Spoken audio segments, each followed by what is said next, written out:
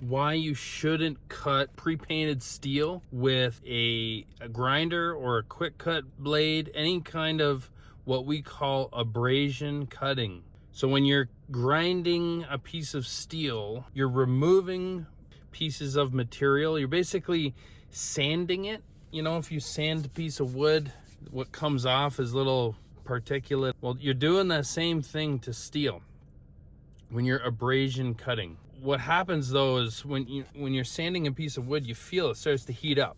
So it's the same with steel. And what happens is when you abrasion cut, that steel heats up to the point where you get sparks.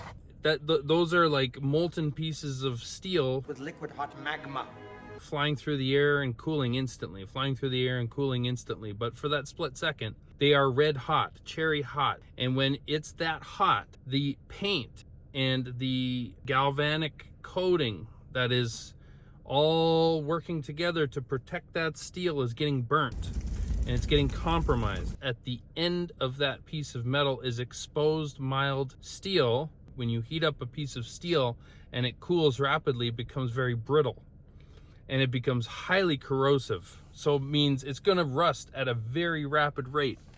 So if you take that abrasion cut, if you dunk it in a pail of water and you leave it there, the end of that piece of steel, you put them side by side for one that's been cut with snips versus one that's been cut with a grinder, one will rust a lot sooner than the other. A good example of bad abrasion cutting is if you look at the bottom of siding on a wall anywhere. You see them on commercial buildings usually, where it's the screw-on siding. What a lot of guys will do to speed up the installation process is take a whole stack of siding and take a quick cut saw and cut through like 50 layers of siding, right?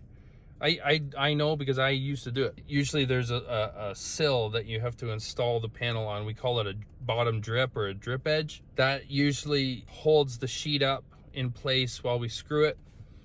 That'll sit in water potentially. Like water will run down the wall, sit in that little drip edge for a minute before it evaporates.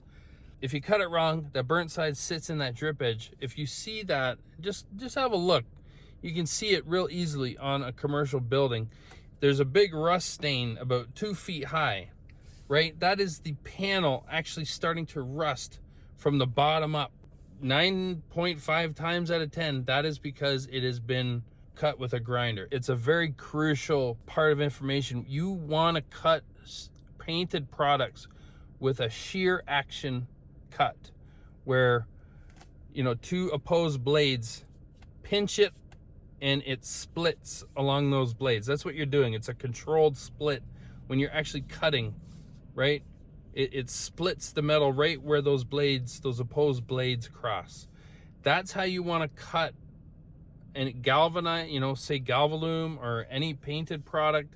Because what it does is when those two blades cross and split the metal, it actually pinches off the end, creating a much better protection on the end of that metal. Kind of picture the steel at the end on a microscopic level being pinched right off.